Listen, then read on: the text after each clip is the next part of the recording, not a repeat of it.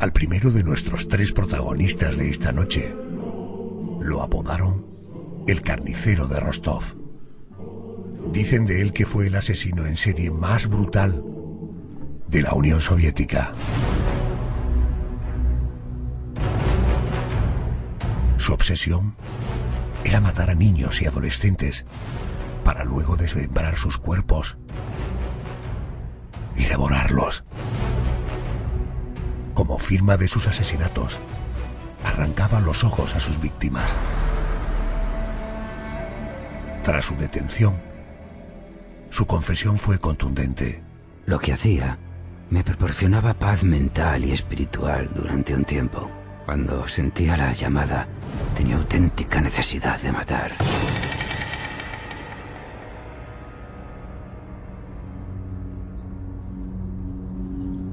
El segundo protagonista de la crónica negra de esta noche también recibió un apodo estremecedor: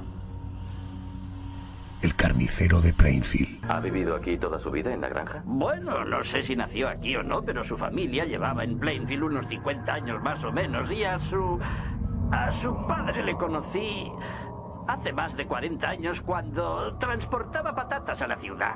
Creo que podría decirse que era un hombre simpático con el que era agradable hablar. Un hombre con el que era agradable estar. Parecía un tipo incapaz de hacer daño a nadie. ¿Estuvo casado? ¿Tuvo alguna...? No. ¿Fue soltero toda su vida? Sí, exacto. ¿Estuvo alguna vez en su casa? No, señor. ¿No entró nunca? No.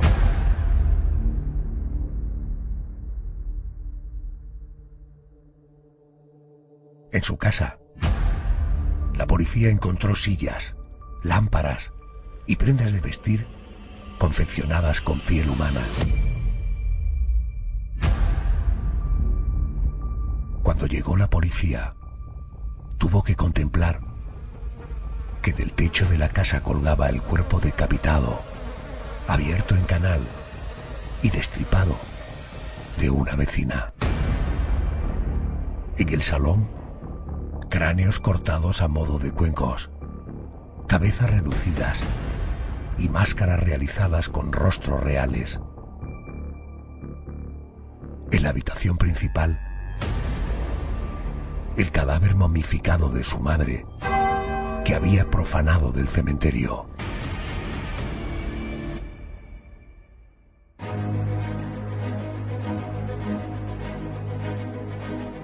Hoy también abriremos el expediente de Jeffrey Dahmer, el caníbal de Milwaukee, un asesino que drogaba y estrangulaba a sus víctimas. Después de asesinarlos, les arrancaba la carne y la escondía en tuberías, pulverizaba los huesos y los esparcía por el jardín. Por si esto fuera poco, en la nevera guardaba trozos de esos cuerpos que comía sin ningún tipo de reparo. Son tres asesinos en serie cuyas historias, por los brutales crímenes que protagonizaron, han quedado grabados en nuestra retina por trabajos cinematográficos que han estremecido a medio mundo.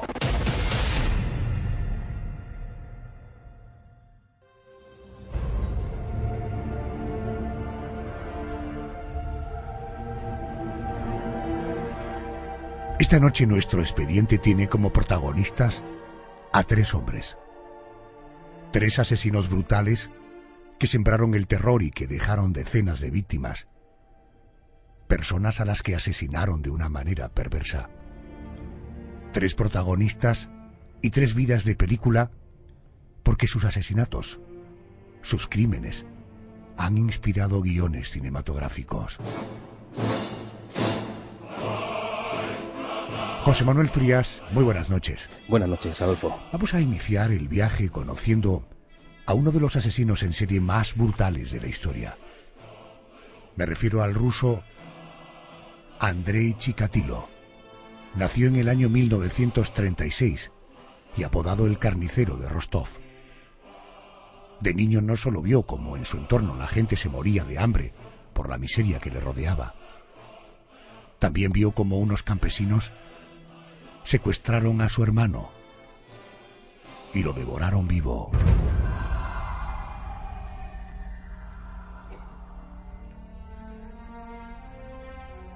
¿Cuándo comete Andrei Chikatilo su primer asesinato? Tenemos que viajar al 22 de diciembre, año 1978, y aquel día convenció a una niña llamada Lena Sakodnova, una niña de 9 años, para que lo acompañara a su cabaña, diciéndole que le iba a dar unos caramelos. Hay que decir que Chikatilo aparentaba ser un hombre amable, así que el plan le salió bien. Una vez en la cabaña, la bestia se impuso y desnudó de manera brusca a Lena.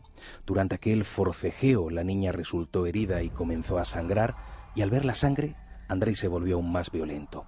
Dejándose llevar por un macabro deseo, cogió un cuchillo y asestó 30 puñaladas a Lena. Fue así, en aquel primer asesinato, como Andrei Chikatilo descubrió cuál era su auténtica fuente de placer. Ya nada podría detenerlo. ¿Qué hizo con el cadáver? ¿Qué hizo con la niña? Sin que nadie lo viera, Andrei la arrojó al río y fue encontrado un par de días después por las autoridades, que iniciaron rápidamente una investigación para intentar dar con el criminal de aquel horrendo infanticidio.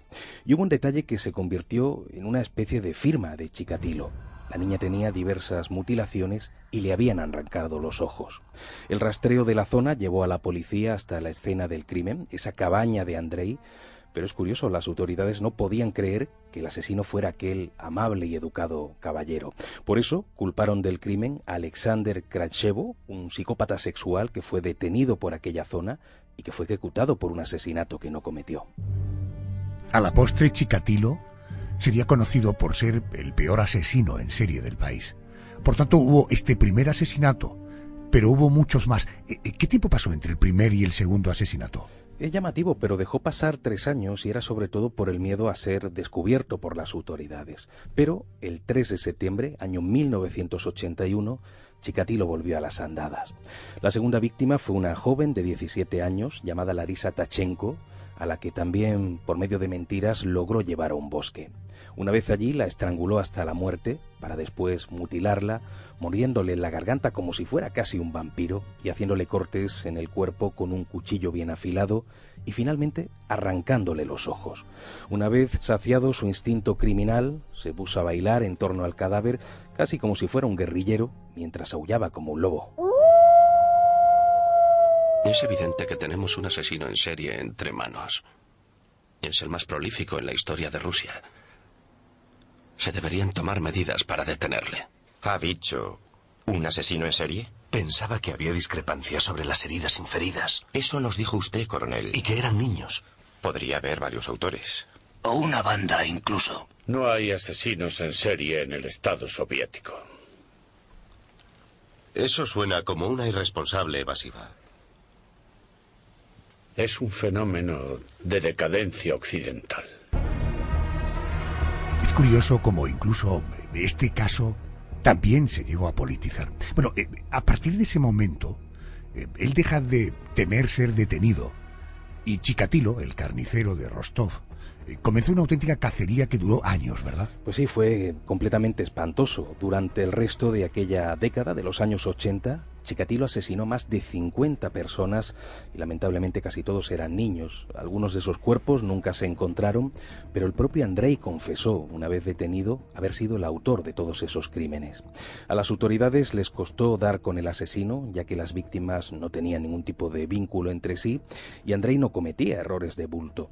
Por eso el criminal pudo dejar una terrible estela de muertes, de mendigos, de prostitutas y de jóvenes, todos ellos pobres, a los que solía engatusar en la estación de trenes de Rostov, siguiendo esa pauta de mutilarlos salvajemente, cortándoles las arterias, las extremidades y a veces incluso la cabeza. Y siempre vaciando las cuencas de los ojos, quizá como una especie de defensa psicológica ante la mirada de reproche de sus víctimas. Golpe violento en la parte posterior del cráneo. Múltiples heridas de arma blanca en la cara. En el segundo cuerpo, 17 heridas de arma blanca en la cara, así como vaciado de las cuencas de los ojos. 26 heridas en el tórax y rotura del esternón. 32 heridas de arma blanca con desfiguración adicional de los pechos, 43 heridas de arma blanca en la cara donde se hallan rastros de semen. En la sexta víctima el pene ha sido seccionado aproximadamente a 2,5 centímetros de la pelvis, con desfiguración adicional de la zona genital. Desfiguración adicional. Desfiguración adicional. Desfiguración adicional de la piel que sugiere un instrumento no más afilado que los dientes. Mientras tanto, las autoridades intentaban justificar que era imposible que hubiera un asesino en serie en aquella Unión Soviética. ¿Lograron alguna pista que les condujera a Chikatilo? Ellos probaron suerte solicitando informes a psicólogos y psiquiatras para intentar trazar un perfil para comparar con las fichas policiales de miles de ciudadanos rusos. Buscaban encontrar similitudes. Y ese perfil quedó plasmado de la siguiente manera: varón, entre 30 y 50 años, aspecto normal, con familia, con trabajo, incluso con vehículo propio para poder deshacerse de las víctimas lejos, pero claro, esos datos coincidían más o menos con la personalidad de unos 26.000 habitantes de la zona. Tengo una petición que hacer al comité. Tenemos 16 cadáveres y es posible que algunos no hayan sido encontrados. En mi opinión, este caso es muy grave y por ese motivo debo pedir más hombres, muchos más. También necesito unidades informáticas para poder iniciar un banco de datos sobre el caso. Y necesito comunicarme con la oficina de asesinos en serie del FBI en Quantico, Virginia, ya que es la mayor fuente de información sobre asesinos en serie del mundo. Y por último, debemos hacerlo público, todo lo posible. Primero, para advertir del peligro. Segundo, para poder identificar más cadáveres. Y tercero, con la esperanza de atraer a algún testigo de los crímenes. Te tienes que situar en el año 1978. Era un caso muy grave y muy complicado para los investigadores. José Manuel, ¿cómo lograron entonces dar con él? Bueno, decíamos que no cometió errores de bulto, pero sí es cierto que cometió un pequeño error y Andrei fue detenido en el mercado central de Rostov por acosar a una joven. Como la policía lo vio bastante agitado, rápidamente sospecharon de él y les trajeron una muestra de sangre. Y lo curioso es que al analizarla, quizá por algún error, dio como resultado el grupo A, que no coincidía con el grupo AB de las muestras que se conservaban. Así que la bestia volvió a quedar libre. Bueno, supongo que tras la detención Chikatilo dejaría de actuar, al menos durante un tiempo. Sí, lo hizo. De hecho, los siguientes 2 años solamente mató a 2 personas, y decimos solo si lo comparamos con esa cifra, con ese reguero de muertes que ya había dejado, pero a finales de los 80 volvió a su senda anterior. Marzo del año 1989, en ese mes asesina a Tania Rizova y se deshizo de sus restos mutilados arrojándolos a las cañerías de la estación ferroviaria de Rostov. Por eso, entendiendo que esta estación era pues el escenario habitual del asesino, las autoridades pusieron en marcha un operativo en el que participaron más de 600 personas. 600 personas. Y yo pregunto, ¿de qué forma se organiza un operativo con 600 personas y que no llame la atención del criminal? Bueno, con disfraces era la única manera. Esas personas se disfrazaron de usuarios, de empleados, de taquilleros, de guardas, de obreros, incluso de mendigos y prostitutas. Y de esa forma cubrieron todos los flancos. Para que este plan funcione, deberán cumplir una misión. Necesitamos que aborden a todo aquel que se pare a hablar con un niño o una mujer joven. A todo aquel que se pare a hablar con cualquier desconocido. Necesitamos que le pidan su identificación, que le pregunten a dónde va y que anoten sus respuestas en sus cuadernos. Deberá ser cacheado y, sobre todo, necesitamos que lo hagan de forma visible. Es preciso que los presentes en la estación lo vean. ¿Entendido? Era la mañana del 6 de noviembre de 1990. En las cercanías de la estación, un agente de policía llamado Igor Rybakov hacía su ronda por un bosque cercano cuando se cruzó con un hombre visiblemente nervioso.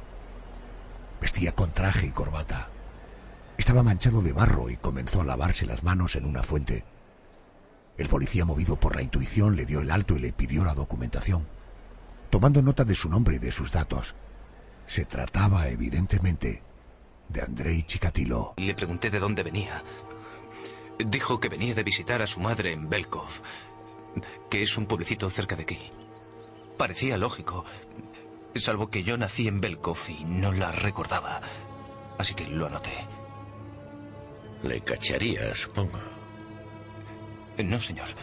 No había acosado a nadie, solo parecía raro. ¿Recuerda usted ese nombre? ¿Chikatilo? ¿Llevaba un maletín? Sí. Supongo que la no detención es que no hubo motivos, ¿no? Efectivamente, en ese momento no había ningún tipo de motivos, pero sí es cierto que a los pocos días la policía encontró en esa zona, el cuerpo mutilado de una joven. Hablamos de Sveka Korostiv y, bueno, rápidamente las alarmas saltaron y Andrei fue puesto en busca y captura. Y fue detenido en su domicilio el 20 de noviembre. En un primer momento, Chikatilo lo negó todo, pero horas de intenso interrogatorio terminaron por derrumbarlo y confesó. Habló incluso de escenarios y de detalles de sus más de 50 asesinatos. En una de esas confesiones dijo lo siguiente: No podía controlar mis actos. Lo que hacía me proporcionaba paz mental y espiritual durante un tiempo. Cuando sentía la llamada, tenía auténtica necesidad de matar.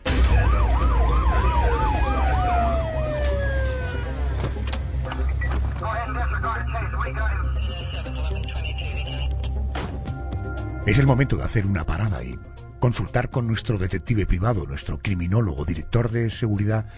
Querido Enrique Vega, buenas noches. Buenas noches, Adolfo. Buenas noches.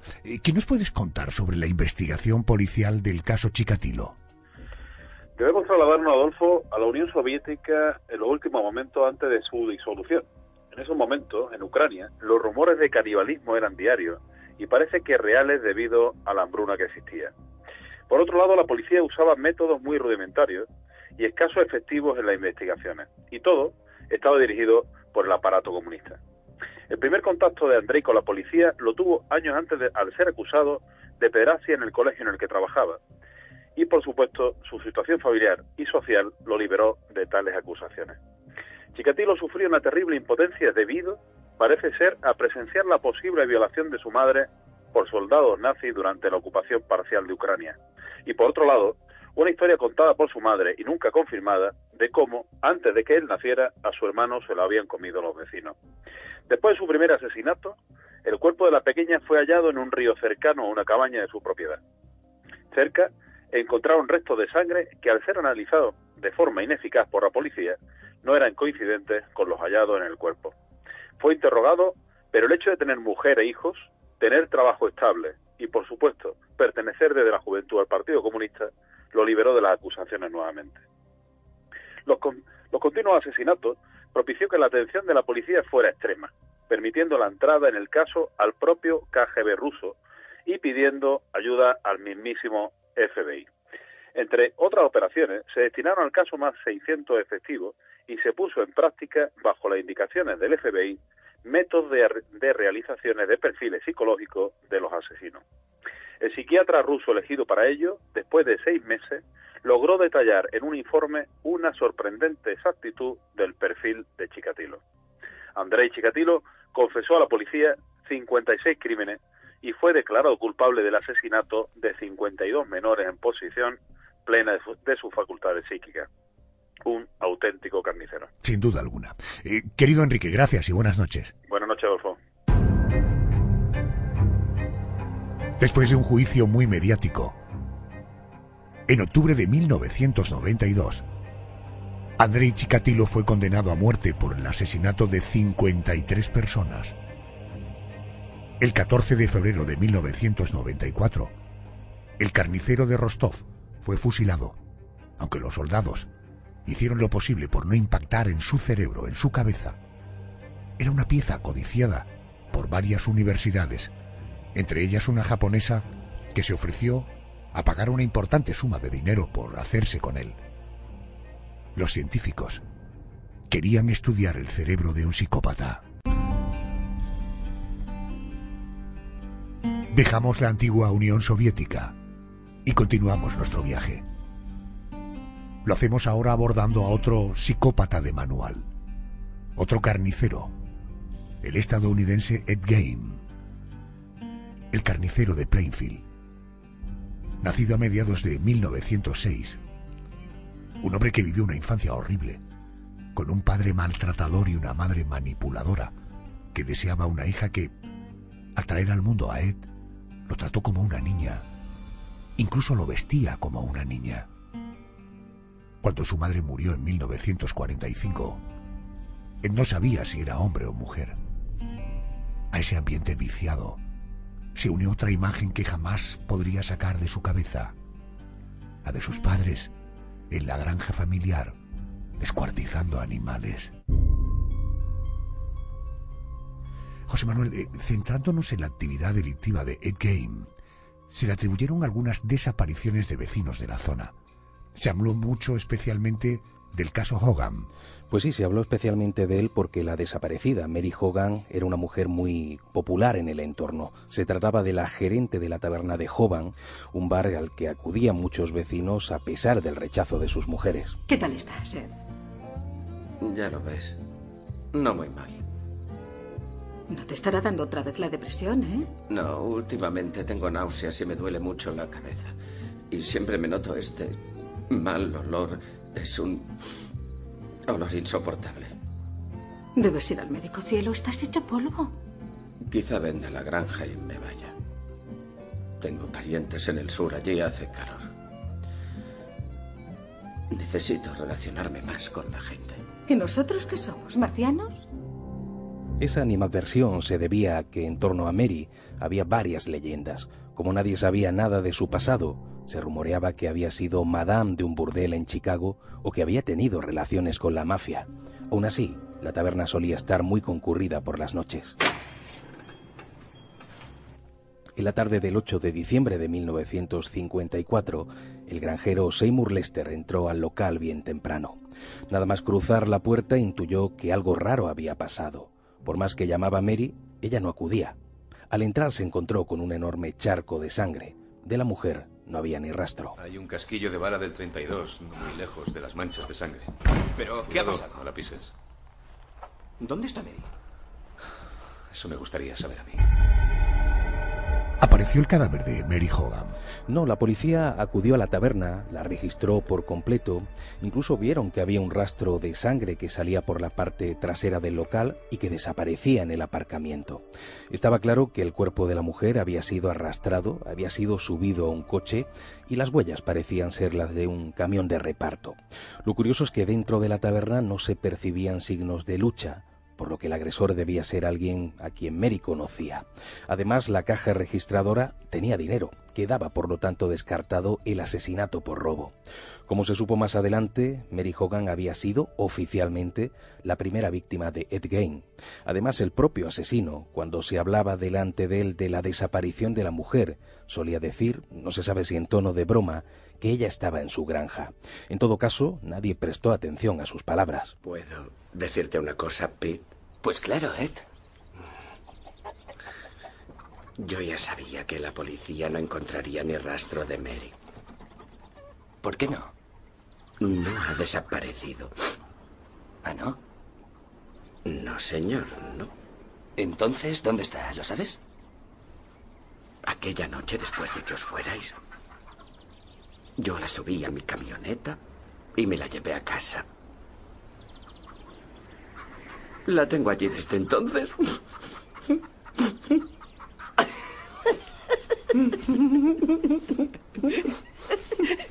Demonios, Ed.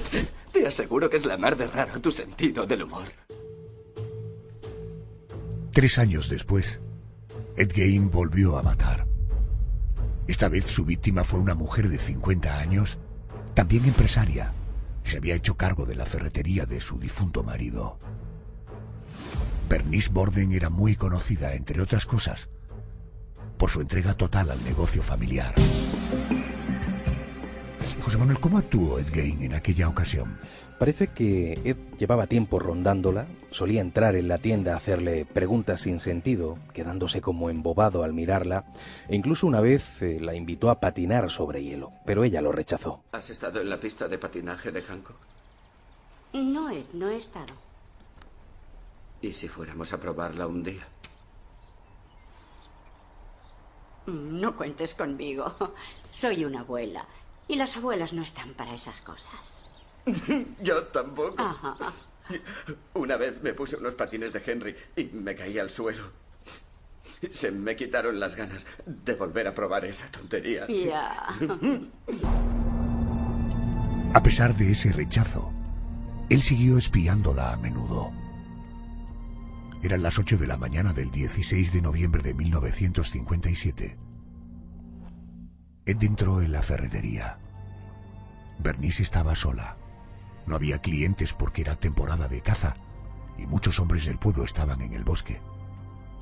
Ed Gein cogió uno de los rifles de la tienda y preguntó a la mujer por su precio.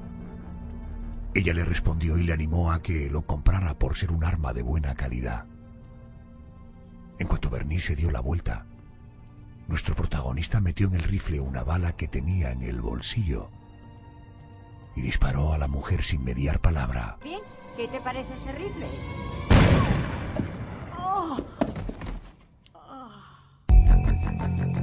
A partir de ese momento, ¿qué ocurrió? ¿Qué hizo con el cuerpo de Bernice? El cuerpo se lo llevó a la granja, como había hecho con su anterior víctima, y en las siguientes horas varios testigos contemplaron cosas sospechosas. Un granjero de la zona aseguró que Ed conducía demasiado deprisa y con el gesto visiblemente alterado. Esa misma tarde, su vecino Bob Hill fue a visitarlo para pedirle un favor. Necesitaba que lo acercara a una tienda para comprar una batería de coche.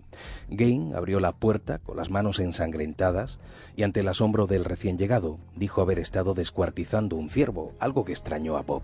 Ed nunca salía a cazar. El asesino se lavó las manos y acompañó al vecino a la tienda y después fue invitado a cenar a casa de la madre del propio Bob Hill. ¿Ya se había descubierto la desaparición de Bernice? Bueno, fue más o menos sobre esa hora. Se tardó en descubrir porque Ed cerró la tienda con la llave de la víctima y todos pensaron que la mujer se había marchado a casa indispuesta. Pero esa misma tarde, el hijo de Bernice, Frank, acudió a saludar a su madre y al abrir con su propia llave, sorprendido ya de por sí por ver la ferretería cerrada, descubrió un charco de sangre en mitad de la tienda. Rápidamente llamó al sheriff del condado, Art Hatchell, que acudió enseguida, y sospechando del comportamiento que Ed Gein tenía con su madre, Frank dio a conocer a los agentes la historia, convencido de que el siniestro granjero estaba detrás de lo sucedido. Y mientras Ed Gein cenando como si nada. Como si nada, pero por poco tiempo. El sheriff ya había dado orden de detención y cuando Ed y Bob terminaron de cenar, un vecino entró en casa anunciando la desaparición de Bernice. El asesino, como si no fuera con él, ni se inmutó. Pero la policía ya había estado en casa de Gein y no lo encontraron. Pero pronto se enteraron por varios vecinos de que estaba en la vivienda de los Hill y allí es donde lo encontraron y lo detuvieron. En el primer interrogatorio, allí mismo, Ed dijo que él no tenía nada que ver con la muerte de Bernice, a pesar de que nadie le había dicho que había fallecido. Levántate. Gírate. Las manos a la espalda. Vamos. Muévete. Camina. Jim, tienes que creerme. Calla, maniático, hijo de puta. Esto es ridículo. Tras el arresto de Ed Gein, los agentes entraron en su granja. Lo que encontraron allí les llevó a describir el lugar como la mansión de los horrores y al asesino como el carnicero de Plainfield. La casa estaba completamente a oscuras, así que se adentraron en ella con linternas. Lo primero que encontraron fue el cuerpo sin cabeza de una mujer colgando del techo, atado con cuerdas y poleas, como si fuera una pieza de ganado en época de matanza. De hecho, Ed la había destripado como si se tratara de un animal. El cadáver estaba abierto desde el cuello hasta la pelvis. Los agentes, como es normal, se espantaron ante una escena tan dantesca. Pero aquello no había hecho más que empezar. José Manuel, ¿el comienzo de qué? Pues de cosas muy desagradables. El interior de la granja estaba plagado de basura, de excrementos, de suciedad y curiosamente de revistas que hablaban de las operaciones de cambio de sexo. Y también había por allí libros de anatomía. En la cocina hallaron varios cráneos, algunos tal cual, pero otros habían sido cortados simétricamente por la mitad y aparentaban servir como cuencos para comer. Para colmo, los agentes se dieron cuenta de que algunas sillas y algunas lámparas, incluso algunas prendas de vestir, estaban realizadas con piel humana. En unas cajas aparecieron restos humanos separados por partes del cuerpo. Entiendo que una visión así, por mucha experiencia que tenga un policía, debieron pasar momentos realmente espeluznantes, ¿no? Pues tan espeluznantes que algunos agentes tuvieron que abandonar la casa entre arcadas. O sea, la visión de aquello, el olor a muerte que desprendía el interior de la granja eran absolutamente brutales. Aquel era como el matadero de un enfermo mental. En otra sala aparecieron colgadas en las paredes diversas máscaras realizadas con la piel del rostro de sus víctimas y cabezas reducidas al estilo jíbaro. Ed había sido tan meticuloso que las había untado con aceite para darles mejor aspecto y luego había pintado los labios con carmín. Después se supo que una de las cabezas enanas era precisamente la de Mary Hogan y que las vísceras encontradas en una bolsa, vísceras que todavía estaban frescas, pertenecían a la recientemente desaparecida Bernice Warden. Su cabeza sería encontrada entre sacos de basura, pero aún quedaba por abrir la puerta de la habitación de Augusta Gain, la madre de Edward. Cuando los agentes arrancaron los tablones de la puerta que les separaba de aquella habitación, además de descubrir que todo estaba adornado como hacía años, como si el tiempo no hubiera pasado, encontraron también a la mujer, casi momificada en la cama, cuidadosamente tapada hasta el cuello. Ed Gein la había sacado de la tumba en la que descansaba y la había trasladado a la granja. Su idea era devolverla a la vida, usando vísceras de otras mujeres. Pero evidentemente, el experimento no dio resultado. José Manuel, por lo que comentabas, había más cadáveres de los que se suponía que Ed había sido su autor, pero las cuentas a mí no me salen. Sí, aquello fue curioso, pero se resolvió poco tiempo después. Los restos encontrados en la vivienda fueron metidos en sacos, trasladados a la funeraria, donde además serían estudiados por los forenses, y la intención sobre todo era la de identificar a las víctimas. Aunque esa noche Ed se mantuvo en silencio absoluto durante el interrogatorio, a la mañana siguiente confesó todo. Y ahí se resolvió ese enigma. Dijo que el resto de cuerpos esparcidos por la casa eran de muertos profanados del cementerio. Al parecer llevaba años acudiendo allí para sacar cadáveres que después se escondía en la granja. Es un buen momento para detenernos en la consulta de nuestra psicóloga de cabecera, el gabinete de Ángela Wall. Querida doctora, muy buenas noches. Buenas noches, Adolfo. Ángela, ¿qué aspecto psicológico nos puedes destacar de este individuo, de Ed Gein? Bueno, una historia escalofriante sin lugar a dudas. Así de primeras, pues nada más escuchar su historia, podemos afirmar que Gein era un psicópata. Yo añadiría un psicópata groseramente sádico y desde luego muy perturbado mentalmente por la figura y el recuerdo de su madre, que sin duda marcó su vida incluso después de muerta. Como siempre puntualizamos, el psicópata se nace y también se hace. Edward nació y vivió en un ambiente caracterizado pues por las borracheras y palizas del padre y por la educación extremadamente religiosa y represiva de la madre. Parece ser que ella se ocupaba de la socialización de sus dos hijos. Sin embargo, no les permitía relacionarse con nadie, ya que acusaba a los demás niños de ser pecadores y a las niñas de ser futuras prostitutas del diablo. La culpa y el castigo físico eran sus leyes y, desde luego, no había ni un ápice de afecto o contacto físico, solo una fuertísima represión hacia el sexo femenino, vivido como maligno y perverso, y una inhibición de la socialización secundaria que, bueno, acabaría por hacer de Ed un empedernido lector de cómics violentos, a falta de pan, por supuesto. Sus aliados fueron la soledad y la marginalidad, además de un profundo sometimiento patológico pues a la madre. Otra de sus motivaciones es la de vivir más cerca la obsesión por el género femenino que desarrolla durante la represión. Así, macabramente confecciona bolsos, zapatos de tacón, máscaras pintadas con carmín para hacer reales sus fantasías más oscuras. No hay más culpa ni rastro de empatía o humanidad.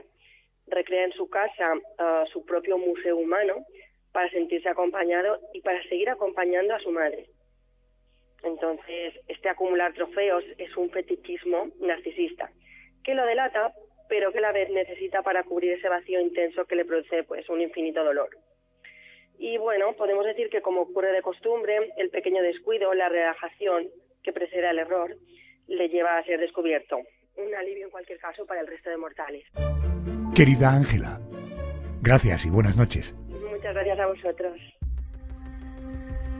Los estudios psiquiátricos concluyeron que Ed Gein tenía un fuerte trastorno emocional. Un trastorno que le llevó a confeccionar prendas de vestir con la piel de sus víctimas.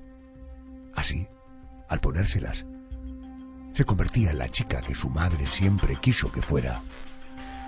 En enero de 1959, Ed fue recluido de manera indefinida en el manicomio del Estado. Falleció en 1984 de una insuficiencia respiratoria en un hospital geriátrico. Supongo que hay personas que, aunque parecen pacíficas, son exaltadas en el fondo. Por favor, Señor, haz que este espíritu maligno deje de invadir mi cuerpo y mi mente. Por favor, Señor, detén a este espíritu maligno.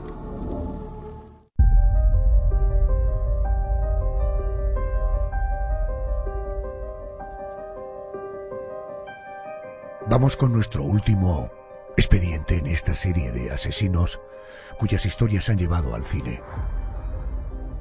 Se trata del conocido como caníbal de Milwaukee, Jeffrey Dahmer, un psico-killer nacido en Estados Unidos en 1960. Él creció en un ambiente familiar, recibió el cariño de sus padres, pero desde niño mostró tendencias sádicas. Sus víctimas fueron varones homosexuales. José Manuel, ¿cómo se produce el primer asesinato? El primer asesinato fue en junio de 1978. Jeffrey Dahmer iba conduciendo su vehículo cuando se tropezó con un chico de 19 años, Stephen Hick. Él estaba haciendo autostop y en su mente, la mente de aquel asesino siempre había tenido esa fantasía de abusar de un autostopista. Así que no solamente lo recogió, sino que también lo invitó a su casa. Ojalá hubiera seguido mi camino, pero no lo hice. Me di la vuelta y lo recogí.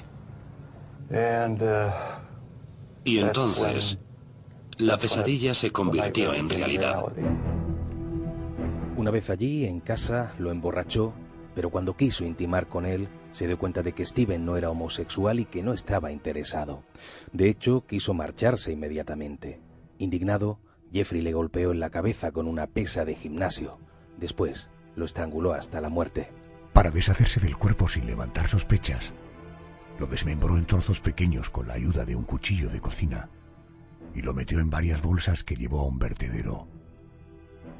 Ya en el coche, los nervios provocaron que condujera de manera extraña, desviándose a la izquierda, hasta el punto de que la policía lo detuvo para interrogarlo, pero dio negativo en el test de alcoholemia. Le preguntaron por las bolsas del asiento trasero y dijo que era basura. Por desgracia, los agentes le creyeron y lo dejaron continuar.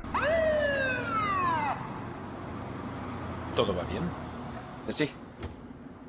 He visto que te desviabas un poco. Sí, es que estaba ajustando el retrovisor porque me cegaban las luces.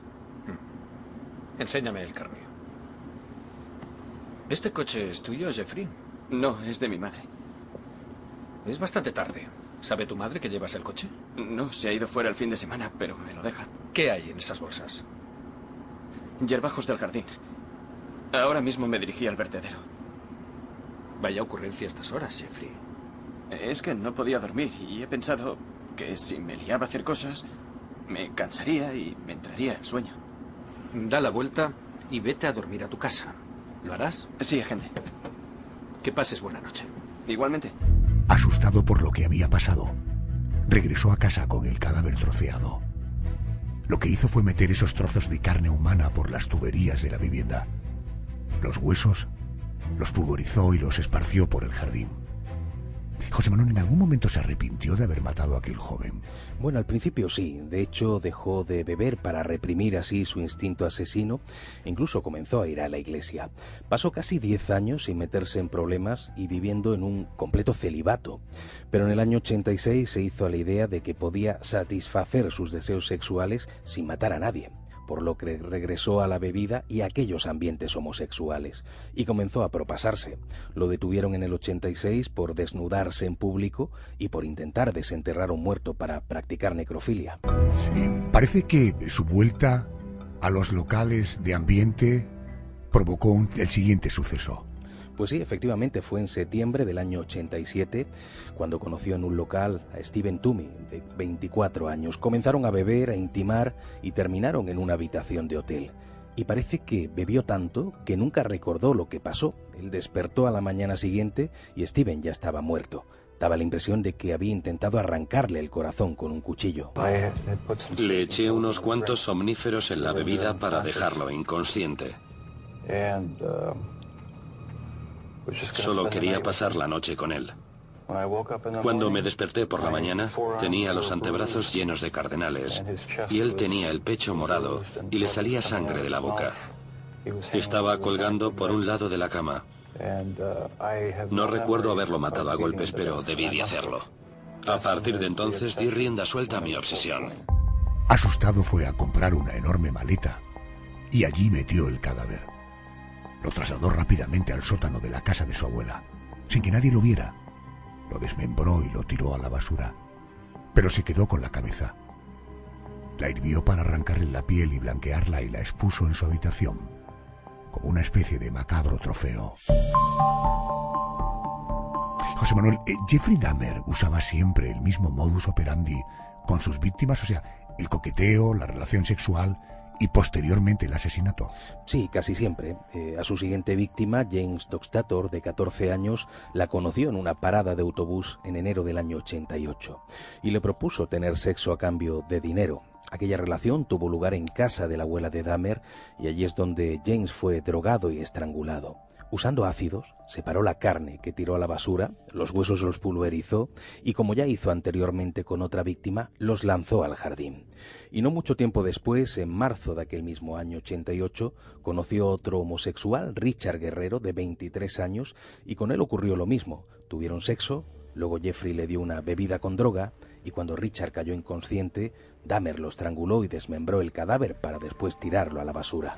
Por tanto, estamos hablando de un criminal arrepentido y que pasó a ser un auténtico asesino en serie. Pues sí, lo fue por una razón muy singular. Años después, Jeffrey Dahmer reconoció que mataba a sus amantes porque no quería que se fueran de su lado, o sea, quería mantenerlos con él para siempre. Por eso, cuando percibía que iban a marcharse para continuar con su vida normal, él los mataba. Y eso mismo ocurrió con Anthony Sears, de 26 años, al que conoció también en un bar de ambiente, le ofreció dinero a cambio de sexo, y a él también lo estranguló, lo desmembró y se deshizo de sus restos. Pero en este caso, antes lo cortó en pedazos. ¿Cuántos crímenes se le puede atribuir a este asesino? Pues hasta julio del 91 mató a otras 12 personas y solía quedarse con, digamos, recuerdos de las víctimas. En ocasiones era un cráneo, otras incluso con los genitales mutilados que guardaba en las estanterías de su habitación, a la que nadie entraba, y lo que es peor, llegó a comerse fragmentos de los cuerpos de sus amantes muertos porque decía que de esa manera se sentía más cercano a ellos. Una cosa llevaba a la otra.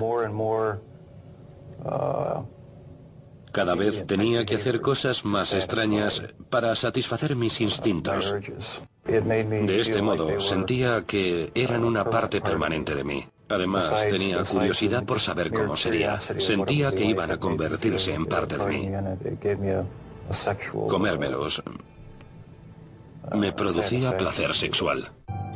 Entre esas 12 víctimas estaba Raymond Smith, de 33 años, cuyo cráneo pintó de gris y cuyos huesos adornaron su apartamento. A Ernest Miller, de 22 años, cuyo esqueleto fue colgado en el armario y cuyos bíceps guardó en el frigorífico para devorarlo poco a poco. Del resto guardó los cráneos hervidos y blanqueados. Hay un caso realmente estremecedor, es el de Conerak Sinthasomphom, al que Jeffrey Dahmer intentó convertir en un zombie, para disponer de él a su antojo. ¿De qué estamos hablando exactamente? Esta historia es terrible porque es un paso más en la perversión de Dahmer. A Conerak, de 14 años, como a los otros, lo drogó, estamos hablando de mayo del año 91, pero él lo estranguló solo lo necesario para dejarlo inconsciente. Entonces, como una especie de doctor Mengele, decidió perforarle el cráneo para inyectarle ácido en el cerebro. Quería convertirlo en un zombie, en un ser sin conciencia al servicio de sus órdenes. Como no tenía ácido en casa, fue a comprar. Mientras tanto, Conerak volvió en sí y huyó, aunque fue perseguido por Jeffrey.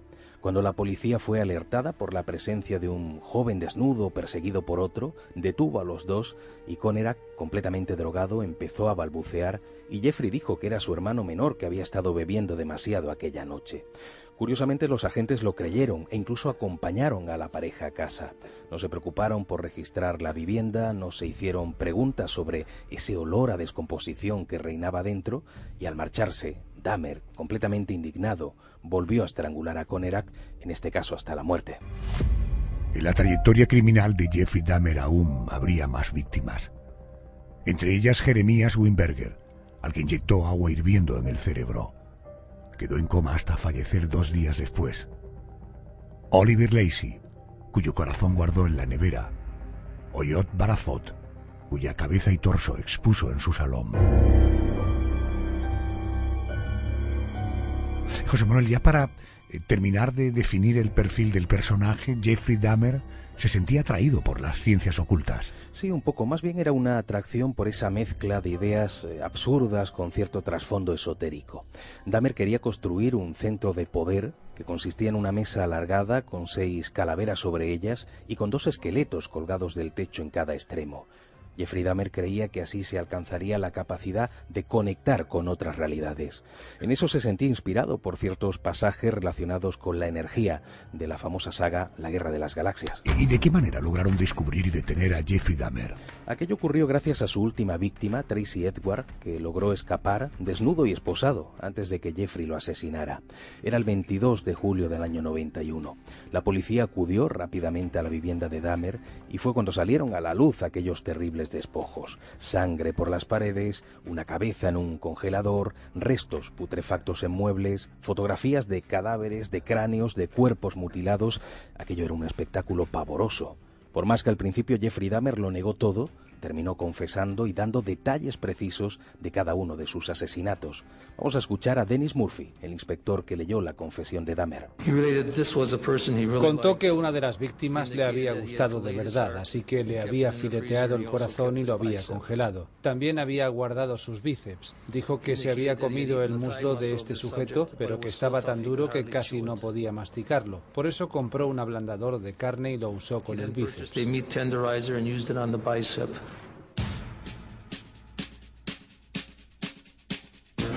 Afortunadamente, existe la justicia.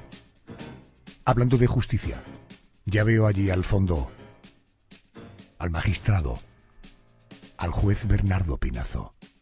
Señoría, buenas noches. ¿Qué tal? Buenas noches, Adolfo. Señoría, ¿qué querría añadir de los casos de esta noche? Pues después de tanto horror, de tanto espanto, pues me gustaría incidir en que además no dejaron tranquilos a los muertos, y eso pues tiene una repercusión jurídico-penal.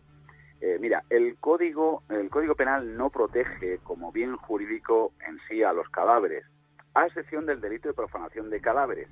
La jurisprudencia pues apunta a que existen 2 elementos, que es el acto de profanación de un cadáver y que además que ese acto ha de hacerse faltando el debido respeto, con lo cual pues no tenemos una definición clara de lo que es una profanación y que deberá ser los tribunales, los jueces, los que determinen, atendiendo a las circunstancias del caso, si se está o no está en delito.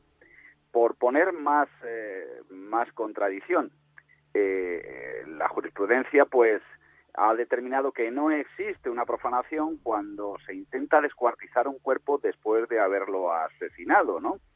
Sin embargo, pues hay otros casos en los cuales pues sí lo determina. Por ejemplo, hay un supuesto en Cuenca, en un pueblo que es de la localidad de Enguidanos, en las cuales había un cementerio antiguo del año 26 que está cerrado, pues unas personas acudieron a sus inmediaciones y encontraron o fueron a buscar un hueso que lo utilizaban para gastar bromas. Pues fueron castigados como un acto de profanación. Con lo cual, Adolfo, en resumen, no solamente hay criminales de película en otros sitios, sino que también en nuestra España igualmente nos los podemos encontrar. ¿Cómo no? Señoría, gracias y buenas noches. Buenas noches, Adolfo.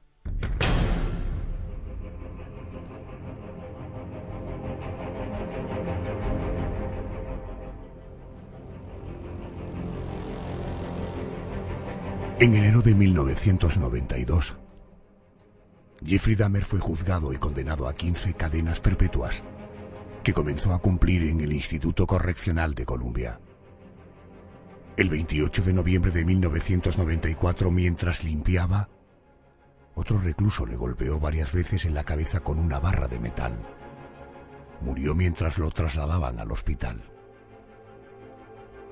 Dahmer es el tercer protagonista del expediente que hemos abierto esta noche, con las historias de 3 asesinos, cuyas vidas e historias llegaron a la gran pantalla. Querido José Manuel, nos encontramos la próxima semana. Gracias. Gracias, buenas noches.